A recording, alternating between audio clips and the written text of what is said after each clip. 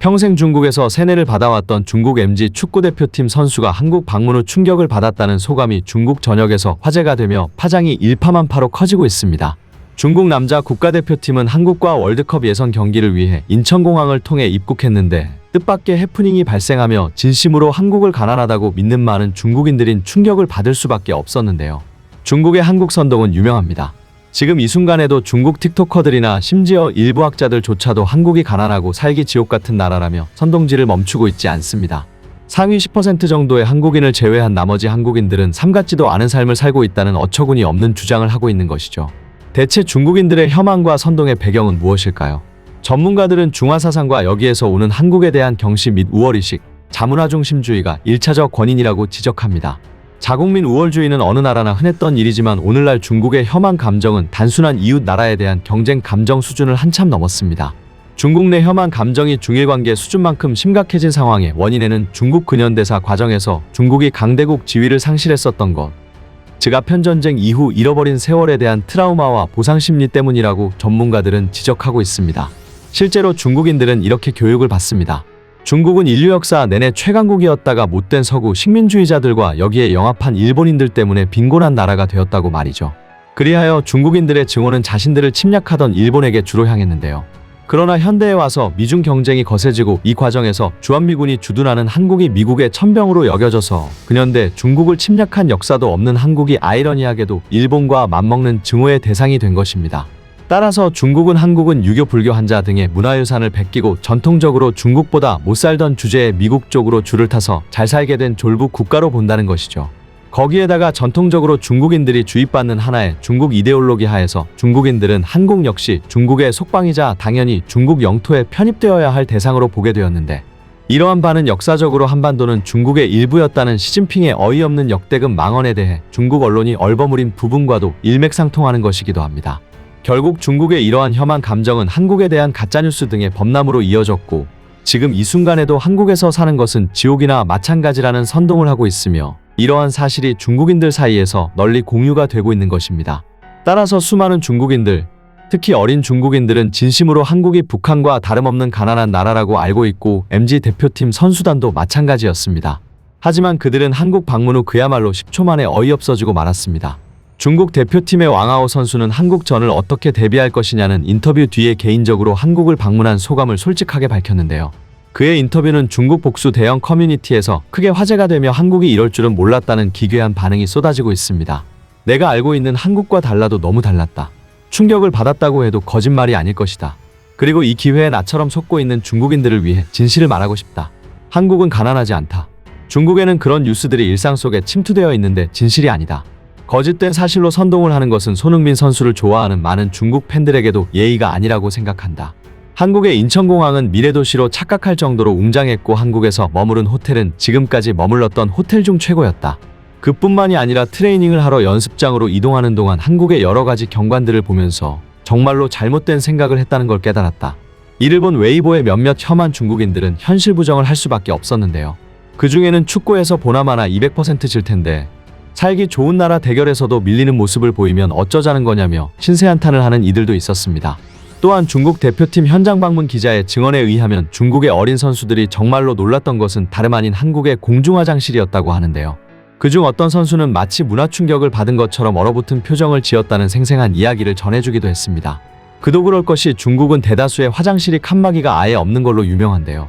물론 지금은 중국 당국이나 일반인들이나 문제의식을 느끼기는 마찬가지라서 개선 작업에 들어가고 있기 때문에 대도시 지역이나 주요 관광지 같은 곳에서 깔끔한 최신식 화장실을 많이 찾아볼 수 있게 되었지만, 그럼에도 불구하고 사람들의 이용의식이 그리 개선된 것은 아니다 보니 이전보다는 깨끗해졌다지만 아직 한참 멀었습니다. 시설은 개선이 됐는데 사람이 개선이 안 된 것이죠. 게다가 여전히 시골은 당연하고 중소도시 등지에서는 낙후되고 더러운 화장실이 흔한데요. 사실 이것도 따지고 보면 의식에 문제가 있다고 할 수 있지만 예산 문제도 만만치 않다고 합니다. 예산 문제 때문에 청소부들을 충분히 고용하지 않다 보니까 화장실이 더러운 것인데, 대도시 지역이나 관광지 같은 지역은 그래도 돈이 많은 데다 화장실이 지저분하면 지역 평판이 깎여나가서 우리 동네도 화장실이 개선되었다고 대대적으로 홍보할 수 있으니 비교적 깔끔하게 관리가 되는 편이지만, 많은 지역의 경우에는 그 정도로 예산이 풍족하지 못하다 보니까 여전히 화장실이 더러운 것입니다. 또한 중국도 유럽과 비슷하게 화장실 인심이 야박해서 유료 화장실이 많은데요. 그러니 당연하게 한국을 처음 방문하고 누구나 이용할 수 있고 깔끔한 시설을 자랑하는 한국의 공중 화장실을 보고 일종의 문화 충격을 받을 수밖에 없는 것입니다. 선택받은 한국인들만 사용하는 것도 아니고 돈을 내는 것도 아닌 누구나 자유롭게 드나들 수 있고 편리하게 사용할 수 있으며 간혹가다 괜찮은 공중 화장실에는 위생은 물론 비데까지 완벽한 조건으로 갖춰져 있는 게 한국의 공중 화장실인 것이죠. 이는 한국에서만 찾아볼 수 있는 특별한 것으로 한국의 공중 화장실 퀄리티는 이미 외국에서도 꽤나 유명한 상황입니다.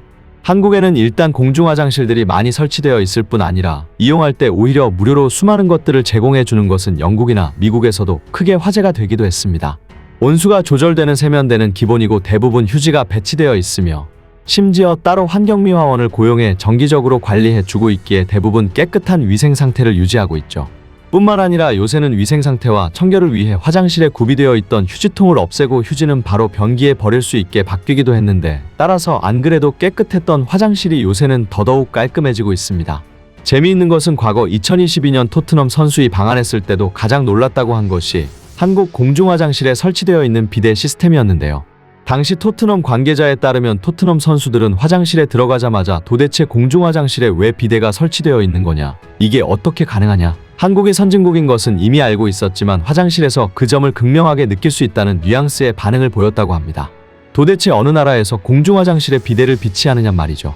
중국 선수들만 놀라는 게 아니라 토트넘 선수들도 놀라게 하는 것이 한국 화장실 시스템이었고 심지어 화장실 내에 비치되어 있는 비누와 핸드드라이어, 게다가 몇몇 공중 화장실에는 가글까지 있는 것을 보고 정말 놀랐다고 합니다. 유럽 선수들도 이 정도인데 따라서 안 그래도 더러운 화장실만 써오고 한국이 가난한 나라라고 선동당한 중국 선수들은 더욱 놀랄 수밖에 없었던 것입니다. 한편 중국이 이악 물고 한국은 가난하고 지옥 같은 나라라고 선동하고 있는 이유는 두려움 때문이라는 지적도 있는데요. 최근에 중국 붕괴론이라는 이론이 급부상하고 있는데 중국이 내부적인 모순으로 인하여 현재의 체계를 유지하지 못하고 붕괴할 것이라는 주장입니다. 중국 붕괴론은 작게는 공산당의 실각으로 체제 개편을 의미하며 크게는 5호 16국 시대처럼 중국 대륙이 여러 국가로 나뉘는 것을 의미합니다.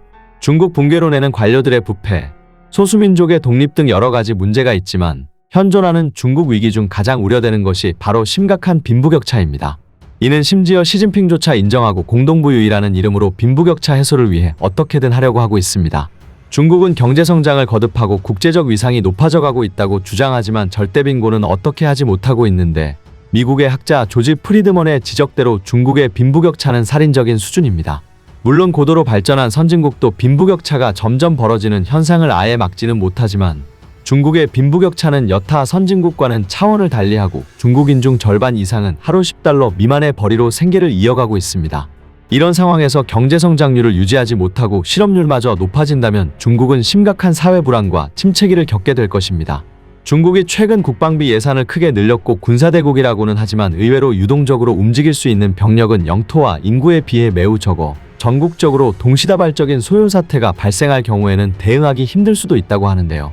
이렇게 나라가 위태롭고 붕괴 직전인 상황에서 역시 두려운 개가 짖나 봅니다.